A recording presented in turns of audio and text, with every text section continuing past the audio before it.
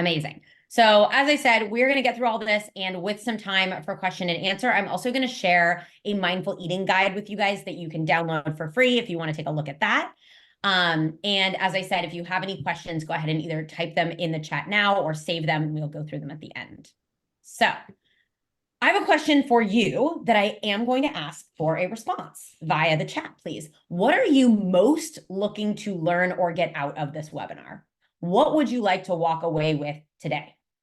Just so that I can make sure that we touch on that.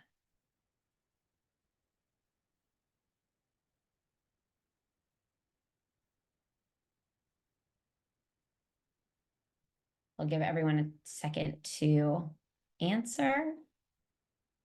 Big yes and big no's in runner's diet. All right.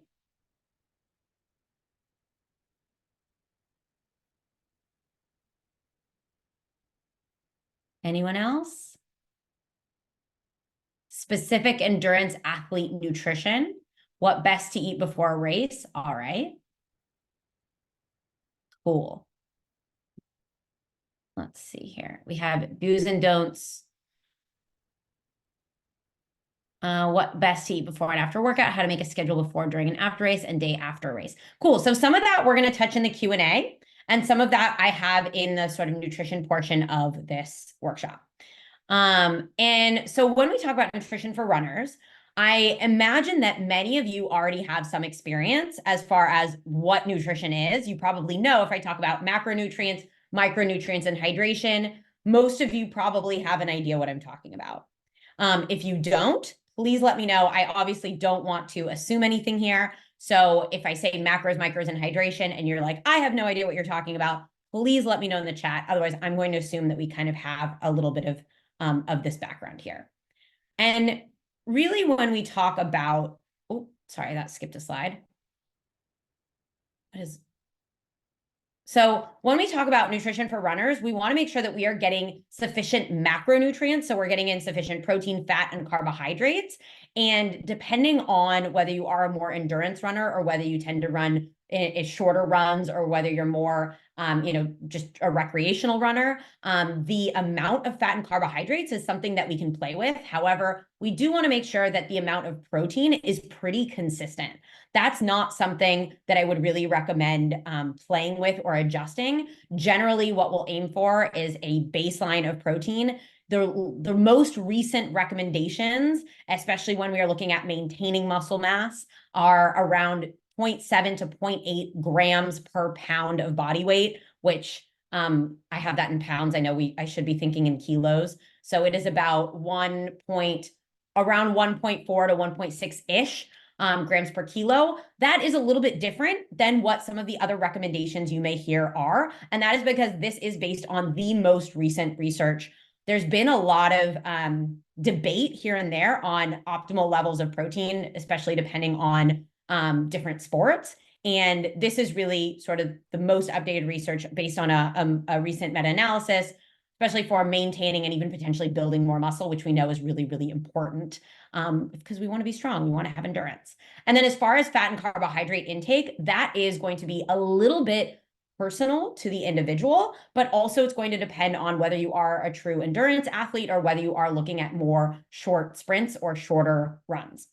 When we're talking about micronutrients, we want to make sure that we are getting in sufficient vitamins and minerals. So that means while we can theoretically live on, chicken, broccoli, and rice, that's not really getting us a wide variety of vitamins and minerals in our diet, which is why, while it can be super helpful to have sort of go-to meals when you're a runner, making sure that you are, making sure you're having in a wide variety of different colors in your meals, different carbohydrate sources, can make sure that we're hitting those vitamins and minerals.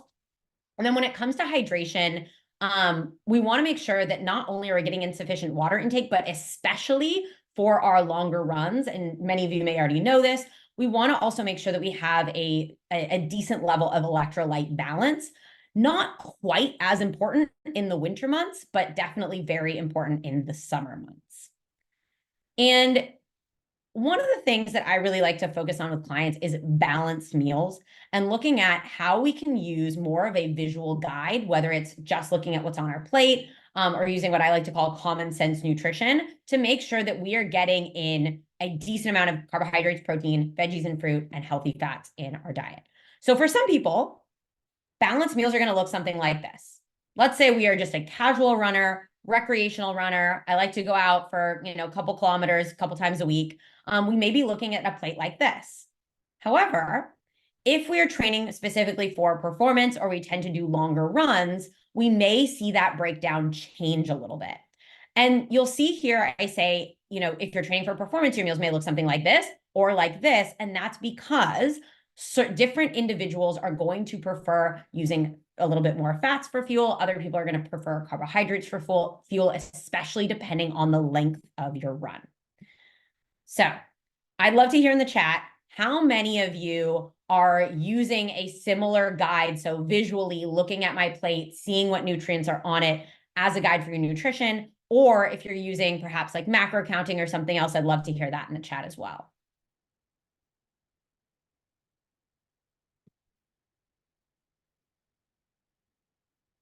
Yeah, Simon, did you want to go ahead and ask a question?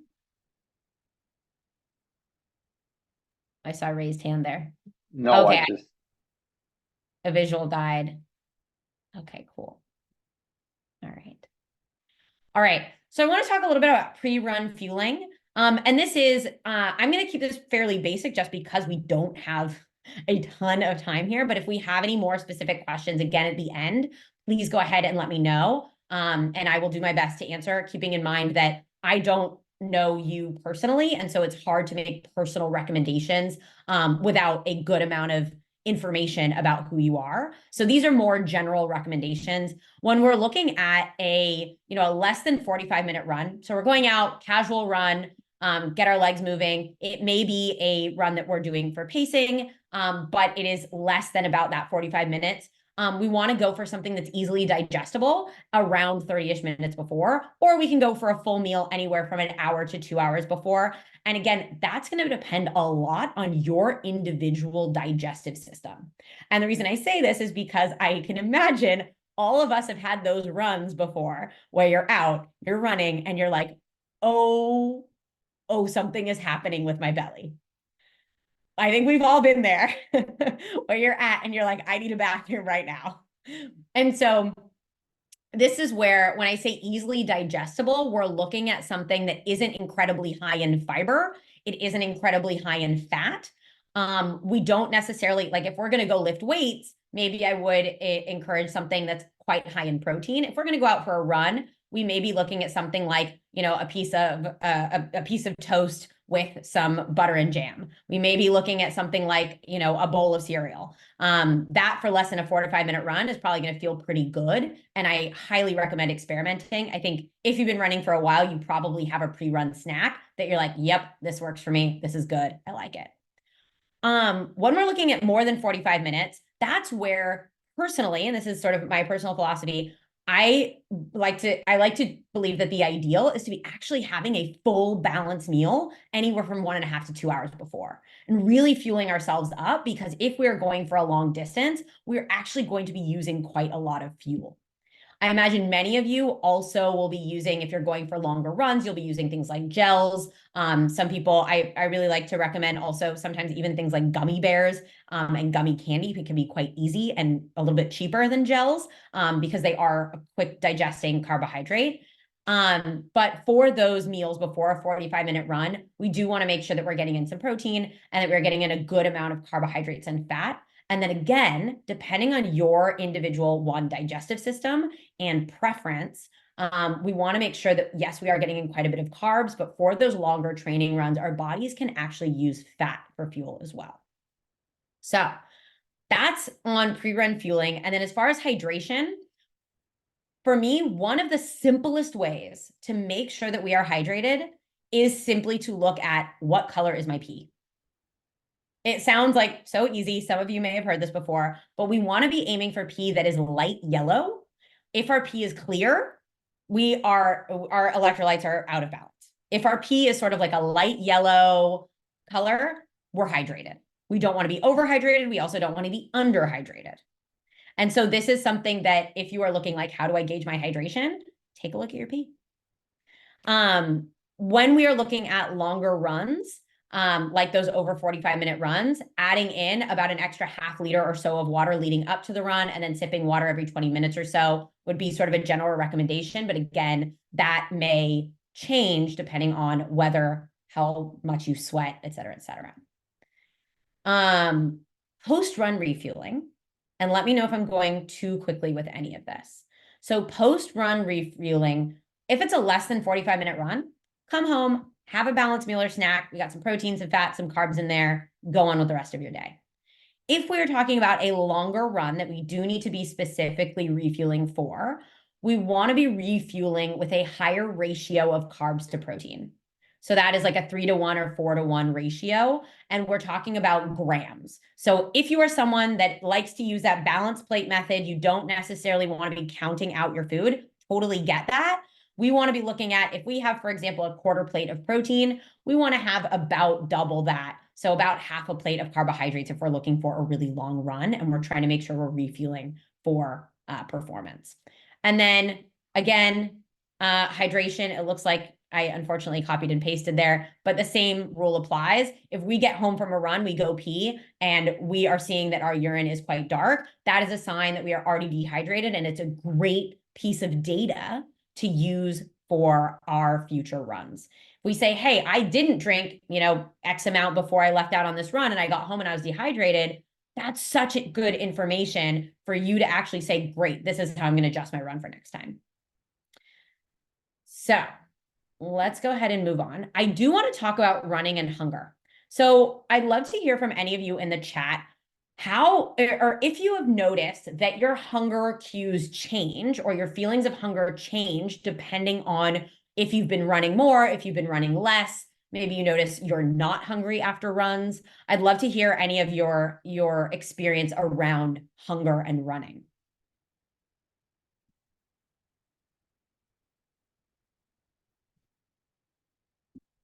If anyone wants to go ahead and share. If not, we'll just move on.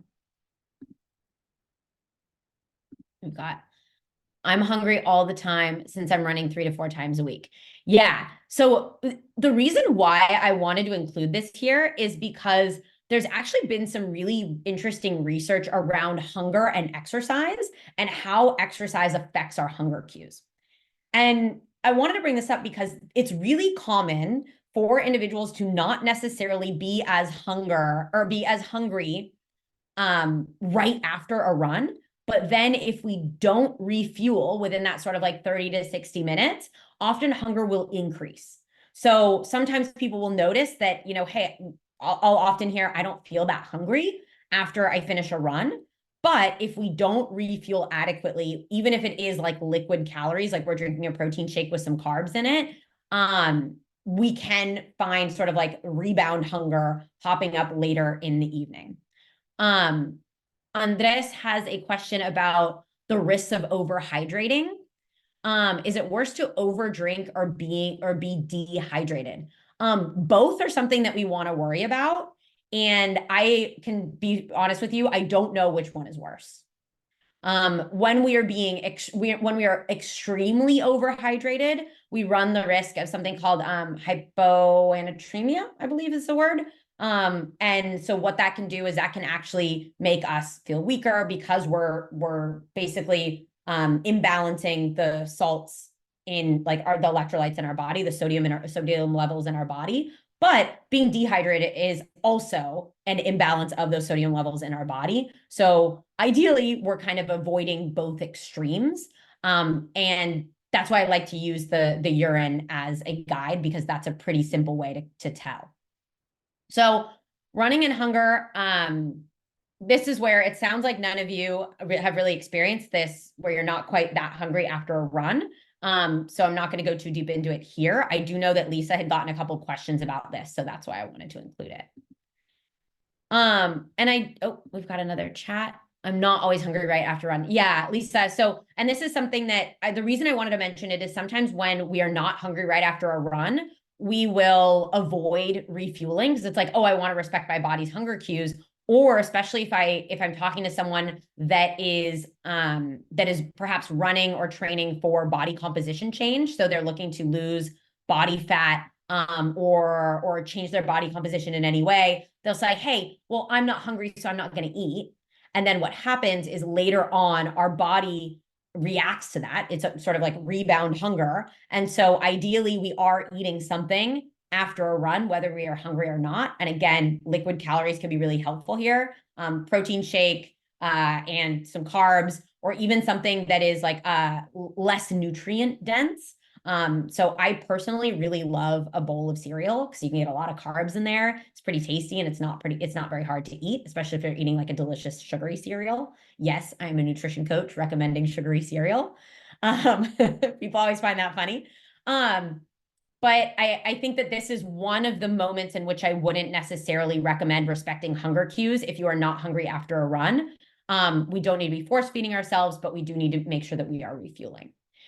And you'll see this slide here is something that we need to talk about is that nutrition for performance is not the same thing as nutrition for body composition change. Can you give me a yes in the chat if you are aware of this, and a no in the chat if this is like new information? And the reason, all right, yes, perfect, yes. All right, great. Good, we are all on the same page. I wanted to make sure that this was something that I said very explicitly, because often we will see someone comes, and this is when I work with clients and they'll come to me and say, hey, I really want to improve my performance and I also want to lose body fat, right? And those tend to be competing goals, because if we want to perform our best in a sport or perform our best in even our just recreation, we need to have the energy to do that. And if we want to change our body composition, if we want to lose body fat, so body composition is losing body fat or gaining muscle, essentially. So changing the ratio of muscle to fat, or in most cases, losing body fat. And so if we're trying to lose body fat, we need to have a deficit of energy. And so if we're trying to increase performance at the same time, we're trying to be in an energy deficit. Those are two competing goals. And so we often find that people that are trying to do both at the same time never achieve either. So this is just something I wanted to be very explicit about, because it can be frustrating if you're trying to do both at once and finding that you're not increasing your performance and you're also not seeing your body change. So we want to be able to choose, hey, if I'm going to work on increasing my muscle mass, or reduce, or increasing my race times, or increasing my speed, and I also want to lose body fat, we have to choose which one to prioritize. And this, very, very important, calories are energy. We often see calories as like these things. I've heard them explained as like these things that come into our pants and make our pants tight. But calories are literally energy. We need energy in order to have performance, not just in running, but also like our brains literally need 120 grams of glucose a day. That is wild. Like our brains need so much energy. And when we are trying to eat, when we're trying to undereat or reduce our calories or restrict food in any way, that's where we often see issues with performance, which can be frustrating. All right. We're going to move into relationship with food. And I want to ask really quickly, when I say relationship with food, what words come to mind? Any words, any sentences, any phrases that come to mind when I talk about relationship with food? Or you can even answer the question, what is a healthy relationship with food to you?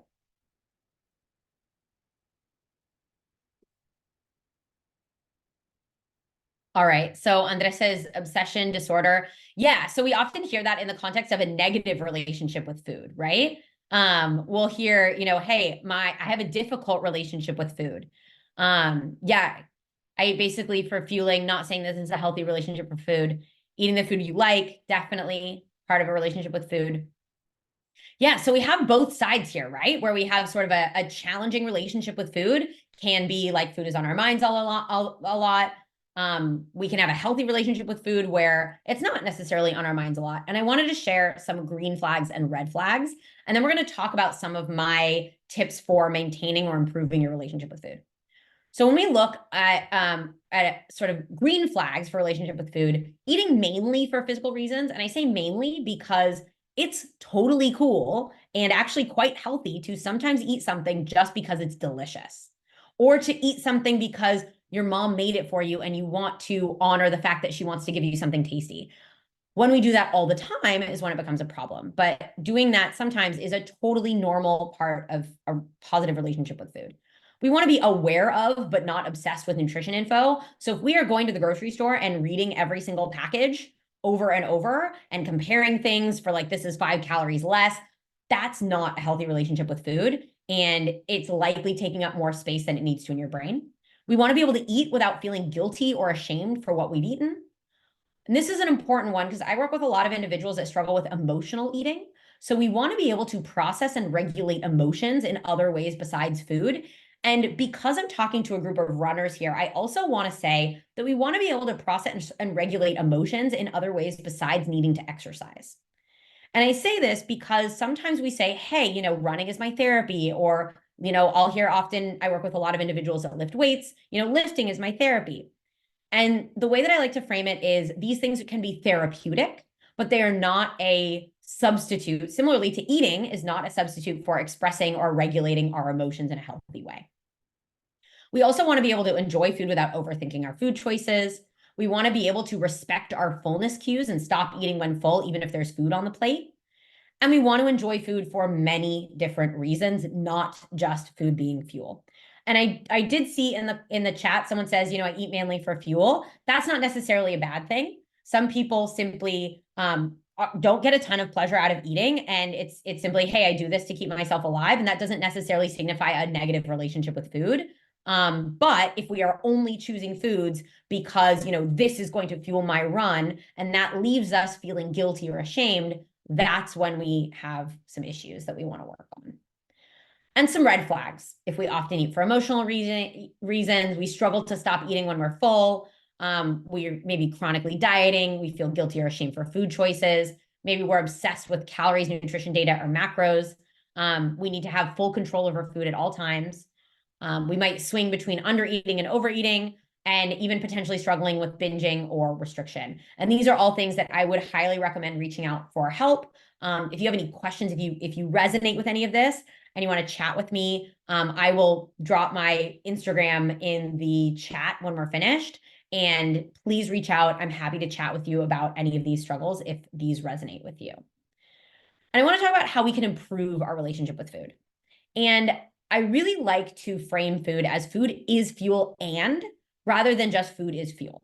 And the reason I say that is because you can think about, evenings with your friends, enjoying snacks with your friends. You can think about maybe the first date that you went on with your partner probably had some type of food involved.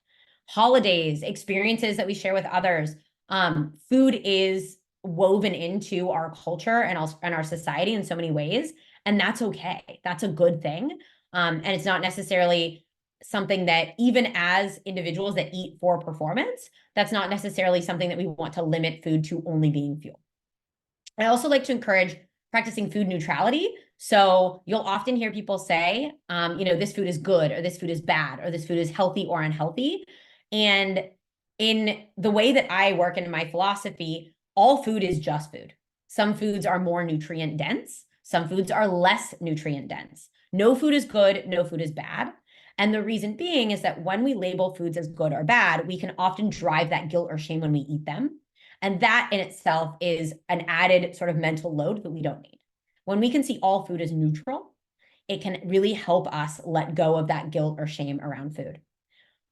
I also like to encourage mindful eating practices, which helps you really get in touch with your body's cues, become that sort of expert on what your body needs, and also really enjoy food without feeling like it is just a transaction to go from one thing to another, or without feeling like it's something that you obsess over or think about too much. And the way that I do this with my clients is through an add, don't restrict mentality. I'm going to share what that is in a second. So when we talk about add, don't restrict, instead of thinking, hey, what do I need to cut out of my diet to be healthier or to run better or to lose weight or whatever, we like to consider what would I like to add to my diet.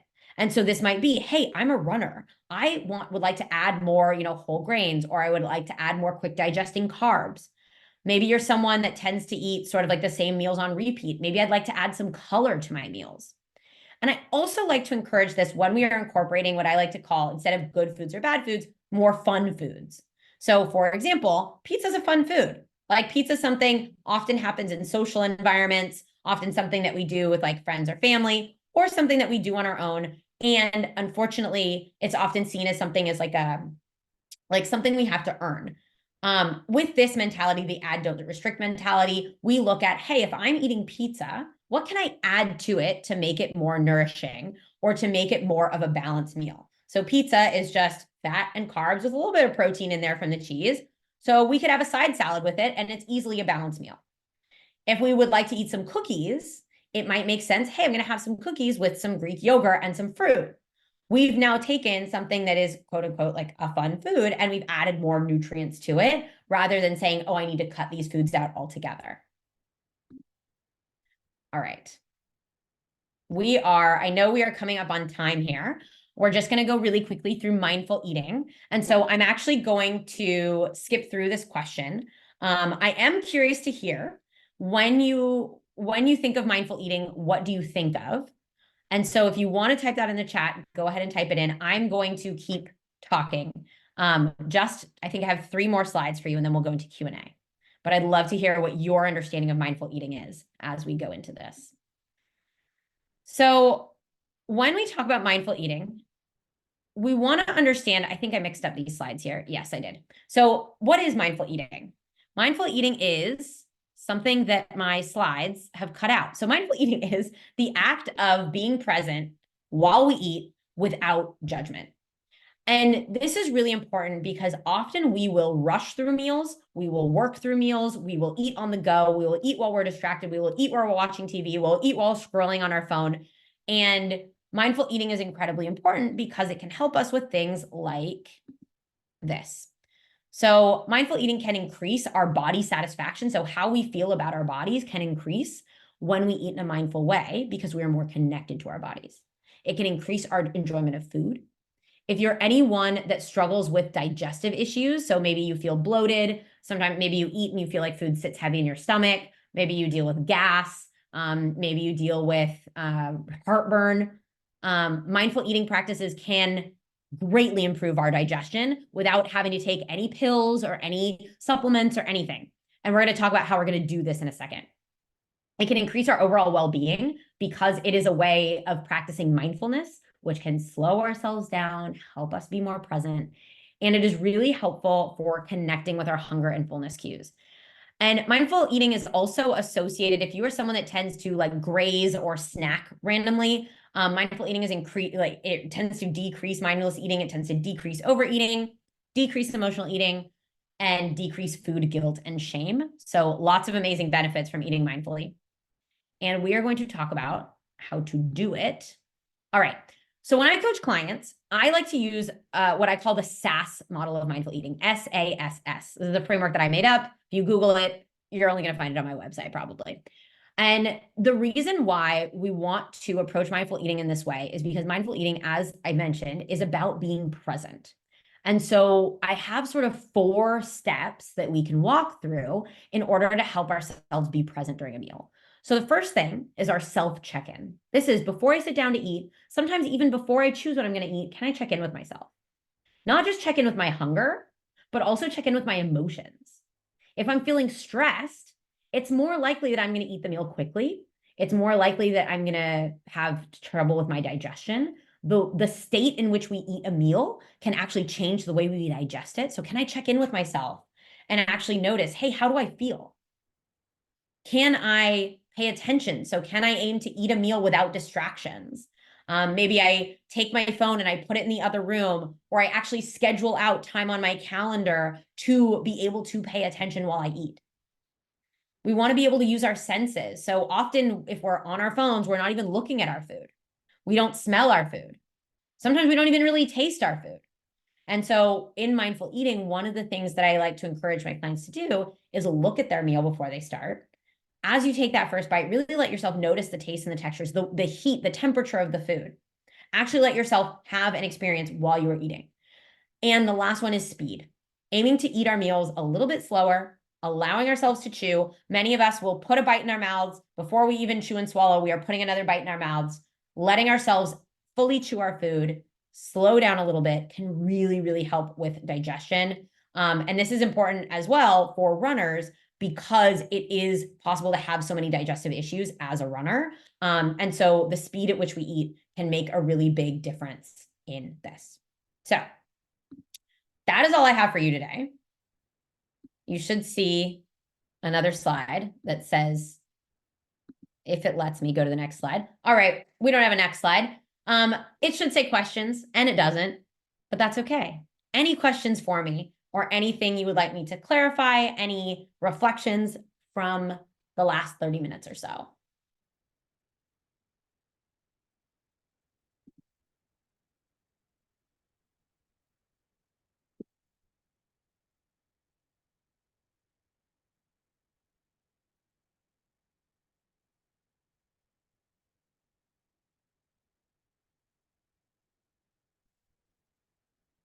All right, so I'm just looking through the chat to see if there are any questions here.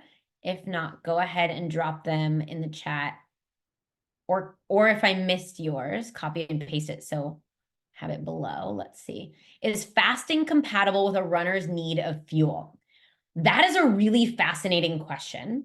And here, what I would generally recommend. So, Andres, I'm assuming you're male. I think Andres is a male name. And the reason I ask is because for women, I generally do not encourage fasting at all, simply because of the way our sex hormones are formed. And because for women, there's been almost no research on intermittent fasting for women. And so because you're a man, this recommendation is a little bit different. Fasting can be compatible with a runner's need for fuel. Basically, what we want to make sure is that if you are limiting when you eat, that you are still getting in enough calories. And so let's say you're fasting for 16 hours a day, you're eating for 8 hours a day. We want to make sure that your run is within your eating window. Because I don't recommend, if you are training for performance, I do not recommend running fasted.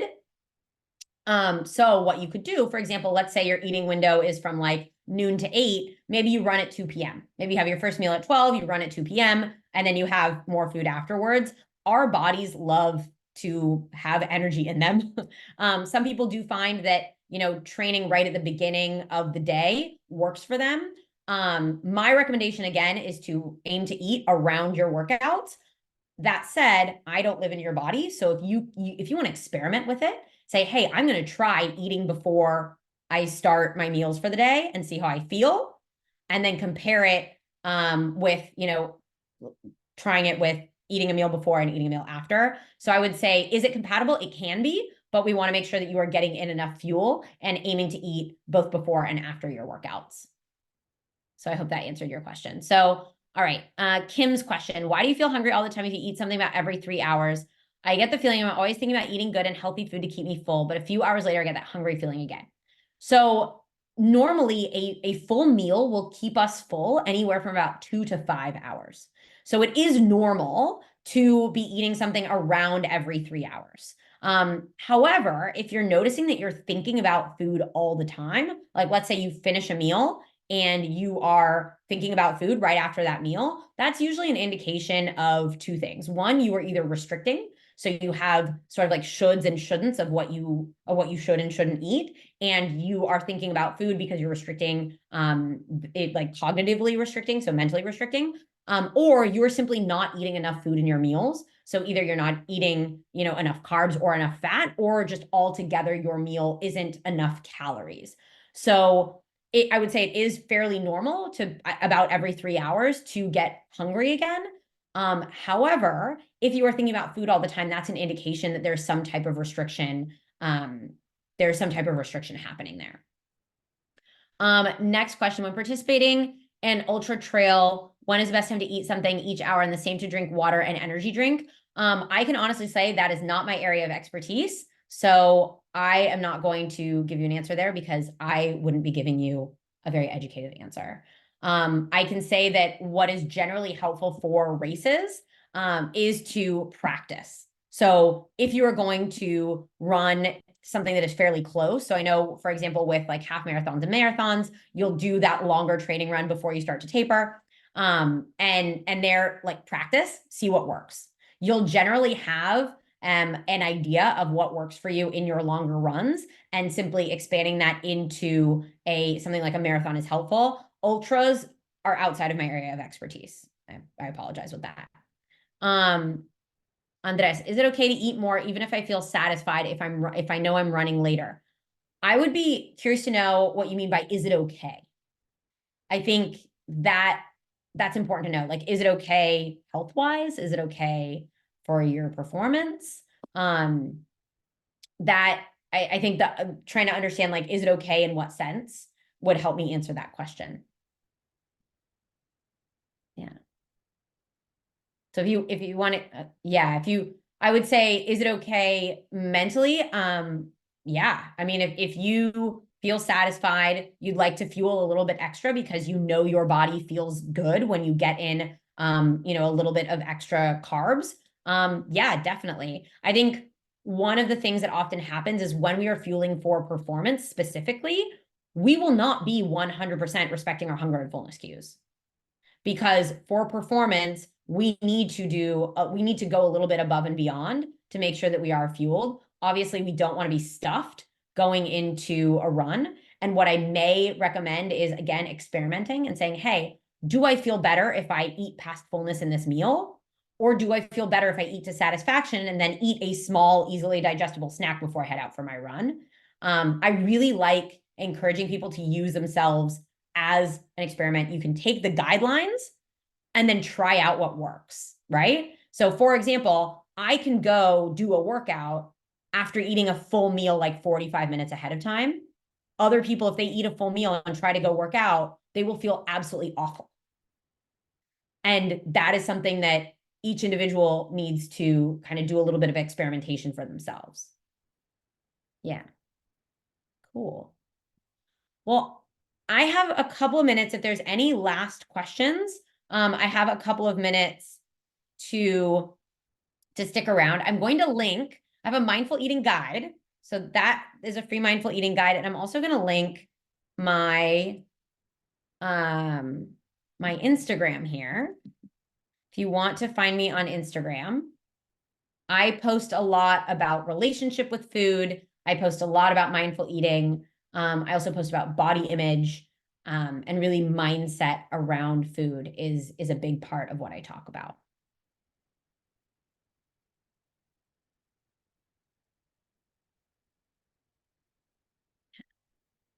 So if there are not any more questions, I'm going to go ahead and wrap this up. Linda and Lisa, thank you for hosting me. I hope you enjoyed. Sorry, everyone, for the little mix up in the beginning with the slides, but I'm really glad that we were able to figure that out. And I hope that you all have an amazing rest of your evening. Thank you so much for being here.